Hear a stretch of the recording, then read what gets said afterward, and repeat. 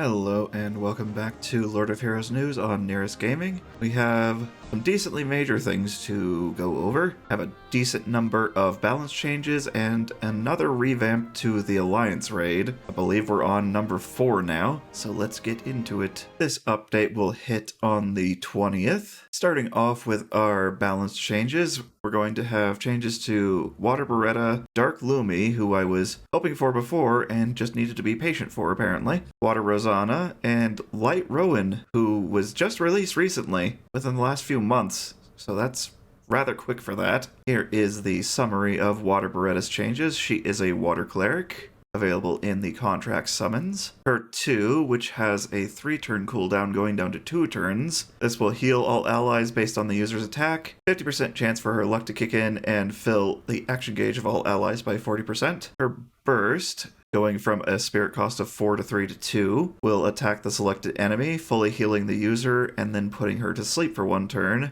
Also generates a shield for all allies based on her attack for 2 turns. Will now increase the attack of the user by 75%, stacking up to 3 times. Thankfully no turn limits there, like they've been doing. This also deals 330% more damage against fire elemental enemies. They're leaning far heavier into her being a DPS healer. To add on to that, her Refined Relic, which before had a 50 to 100% chance to grant immunity for 1 turn upon attacking, will now have a base of 60% chance, and also have a 100% chance to deal 10 to 25% additional damage that ignores defense upon attacking, effectively giving her Pierce and making her more like a Striker hybrid. And you can see the changes in the tier up level effects down below. Next up is Dark Lumi, one of our only AoE strikers for Dark, alongside the recent addition of Dark Brand. I was strongly hoping for changes to her because she can be good, but she's very difficult to get going properly. Now it'll be a bit easier. On top of that, she is going to be added onto the Link Summon banner,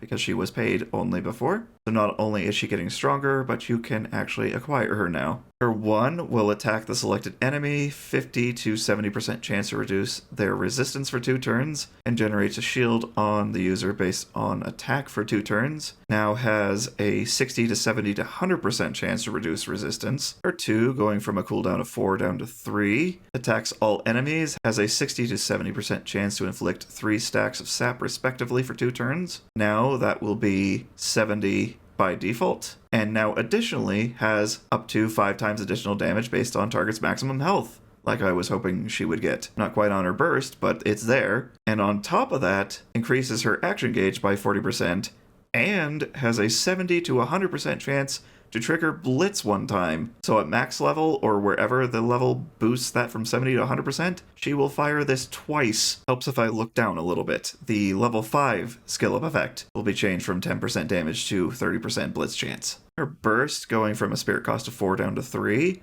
attacks all enemies, deals 15% damage for every buff on the user and for every debuff on the target, and additionally grants damage resistance to the user for 2 turns. Will now deal 30% more damage for every buff on the user up to a max of 150, and 50% more damage for every debuff on the target up to a max of 550. Basically, the way I was using her before is a team of other dark characters with as many debuffs as possible, with the likes of Brandon, Cesare, for action gauge boosting her and giving her buffs. Now you will get more benefits for everything you do on her, and it will be easier to get better benefits instead of the measly 15% before. Next up is our Water Commander, Rosanna. Her 1 attacks the selected enemy, 80, 90, 100% chance to grant immunity to the ally with the highest attack and the user for 1 or 2 turns. Now will also trigger the following effects based on the number of stacks of taking the lead she has. They are sweeping over most of the commanders and giving them taking the lead now. Makes sense given the class. 1 or more stacks will fill the action gauge of the ally with the highest attack by 10%. 2 or more stacks will do an additional 10, and 3 or more will do an additional 10. Her 2, which goes from 4 down to 3 turns, increases the defense of all allies for 2 turns and grants revenge to the user for 1 turn. Now it will also be her source of taking the lead, stacking up to 3 times. Her burst, which goes from 4 down to 3 spirit, attacks all enemies, increases the attack of all allies for 2 turns. Additionally, grants critical hit resistance to all allies for 2 turns. Now will also deal up to 540% more damage when there are fewer targets,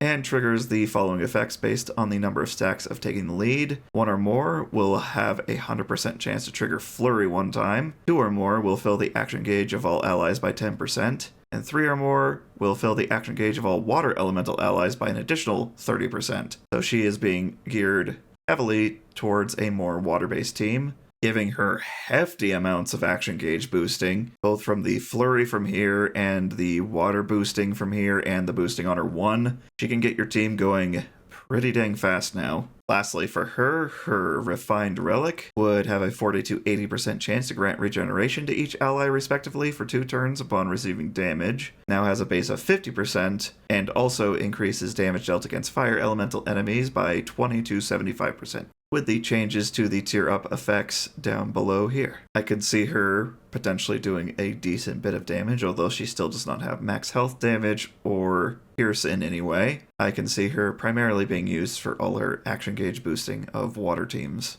Her base attack is also going up from 441 to 465. Lastly is Light Rowan, a light striker. His are far more simple. Only change for him is going to be his burst, which goes from 4 down to 3 spirit. Attacks all enemies, deals up to 100% more damage when there are fewer targets. Crit hit damage of this attack increases by 300% if the user is under the effects of action ready. Crit hit damage of this attack increases by 100% if the user is not under the effects of action ready. Now it will deal up to 300% more damage when there are fewer targets, and 150% more crit damage if not under the effects of action ready.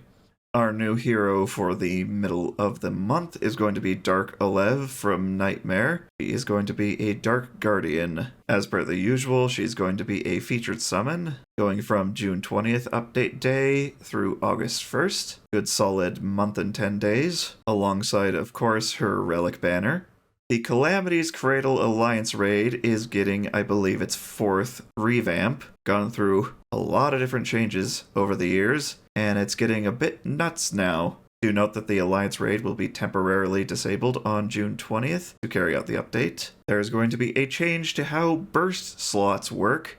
Now it is not only 2 burst slots and 3 backup slots. You can now manually turn on or off any hero on each team, and there can be different effects based on how many burst slots you have active or not. All I have to say about this is that this is awesome, but put it in the silent straits, please. That is one place I would love to have managed bursts, because so many runs on that have been ruined by characters using the burst gauge that I need other characters to use. You will have to assign at least 2 burst slots, just like it was before, and you can have all 5 on a team be active for burst. If you have the minimum active, there is no effect, but for 3, 4, and 5 there are. At 3, burst skill spirit cost is going to be reduced by 1, 4 or more. Attack, defense, and health of all allies is going to be increased by 10%, and 15% for 5 bursts active. There's also going to be a rework to the Calamitous Cores mechanic. Much like before, they have Calamitous Strength, and it is weakened until the core is destroyed. The strength weakens based on the number of attacks dealt to the monster, the extent to which a hero has been raised, and elemental advantage. Before, they would have 5 cores, and once you destroyed all 5 of them, they would stagger into a very easy to damage state. Once you destroy a single core, there will be a debilitated effect in play. When this happens, damage taken increases until the battle ends, and this effect stacks. So the more cores you destroy, the more damage you will be able to deal. Much like before, when all cores are destroyed, the monster will be inflicted with stagger, which will prevent it from taking actions, and it will take massively increased damage while it is down. If it is like it was before, it will get up after a certain number of turns, and likely regenerate its cores. However, if you notice here, before it would have 5 cores, now it has 3, which leads me to think that getting it into a staggered state is going to be quicker now. Also noticing some things here. Down in the bottom right, you can see the burst gauge of each squad as well now. The health bar of the monster will now display the amount of Calamitous Strength left. That is how much until the core breaks, so that will be much easier to see. Stagger now lasts for 1 turn, and the damage taken increase amount from stagger is not affected by the number of times the primordial monster has been inflicted with stagger. another new mechanic for the monster. At the start of the battle, the monster will be inflicted with Bane for the first 20 turns. Once it is removed, the monster becomes liberated. Calamitous strength during Bane cannot be weakened when there are 1 or less turns remaining on Bane, and once it is liberated, it massively increases the damage dealt by it, and additionally inflicts Spirit Decimate on all heroes, which will completely prevent burst gauge gain. So you have to do as much as you can in the first 20 turns, and then afterwards you are likely going to be utterly obliterated. They also seem to be adding in a mechanic to avoid people not using full teams. The primordial monster will act more quickly when there are fewer heroes on the field. Calamitous Stride fills the action gauge of the monster when any character takes action during their turn. This effect does not trigger when an extra turn is gained. Action gauge gain is increased when there are fewer heroes on the field. After the update, the monster's action gauge will no longer be filled upon taking damage. Okay, so it's purely from this now, and normal gauge gain. There's going to be yet another grade scaling table. Here you can see the beginnings of this all the way to A+. Then from A++ all the way to UB, we have U levels now beyond S++.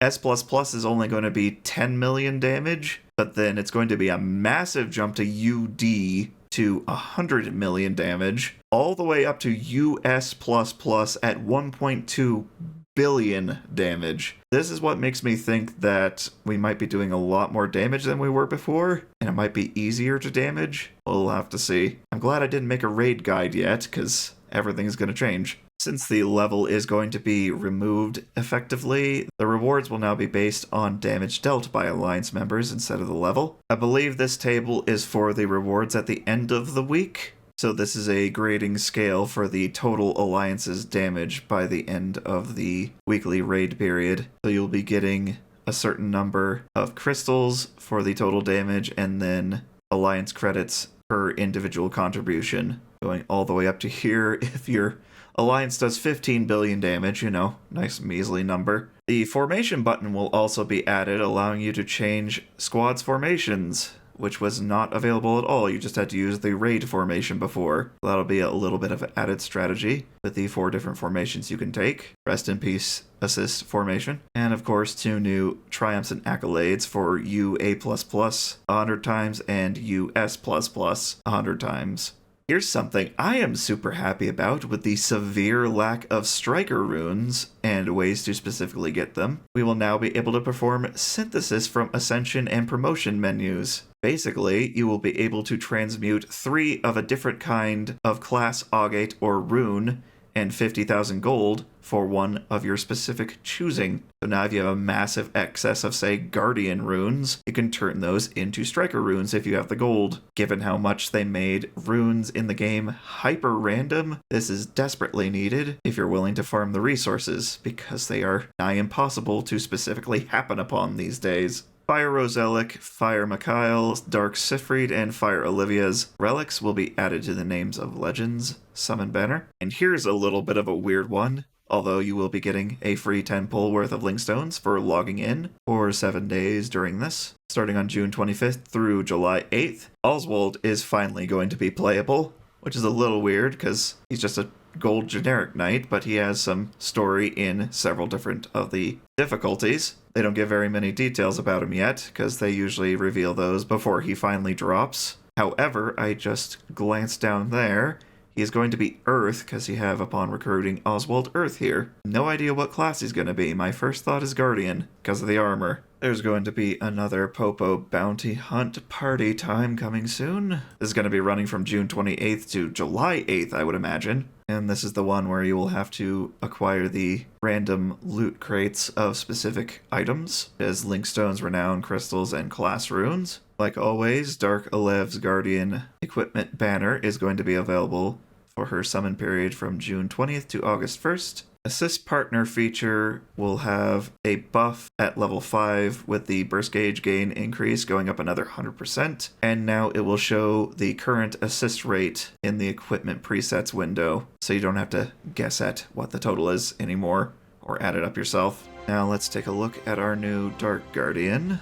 Here is Dark Alev. Her level 1 and 70 unascended stats. Gonna have 13,000 health, which is very good. 1,300 attack approximately, and 1,300 defense approximately. She has quite a hefty health pool, but her defense is going to be her primary stat for reasons we are about to see. Her 1 attacks a selected enemy. Damage dealt increases based on her defense. Fills the action gauge of all allies by 10%, and fills the action gauge of dark elemental allies by an additional 10 to 15%. Her 2 has a cooldown of 4 going down to 3, attacks all enemies, damage dealt increases based on user's defense, fills the action gauge of all allies by 20%, and dark elemental allies by an additional 15. Additionally, grants revenge to the user for 2 turns for her action boosting 1, and increases the attack strength of all allies for 2 turns. Now, based on how they're wording this recently, I believe that is the secondary damage buff, the one they used to call damage dealt, given this says attack strength and strength is capitalized. So this is not attack up, this is the other one,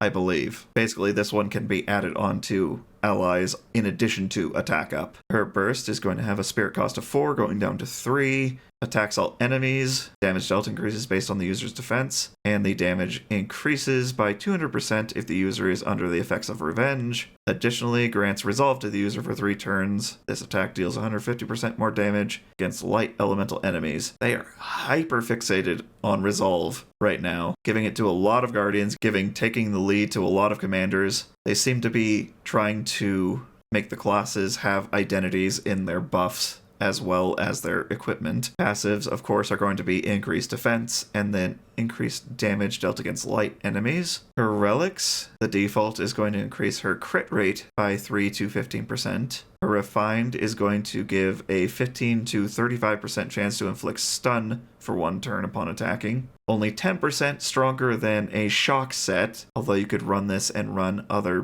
better equipment. And given she has 2 AoEs and her 1 as a single target are all attacks, you could have a decent chance to stun pretty frequently, as long as it's PvE or normal enemies before bosses or the rare crowd controllable bosses. Her divine relic, though, they very much made this one the better one. 50 to 100% chance to deal 20% additional damage that ignores defense upon attacking, and 15 to 50% chance to trigger flurry 1 time upon attacking, giving her more attacks and action gauge boosting your team. You're making her purely defensive. I would imagine the refined might be a little better, but the chance is so low that I feel like the divine is going to be the better choice in almost every situation.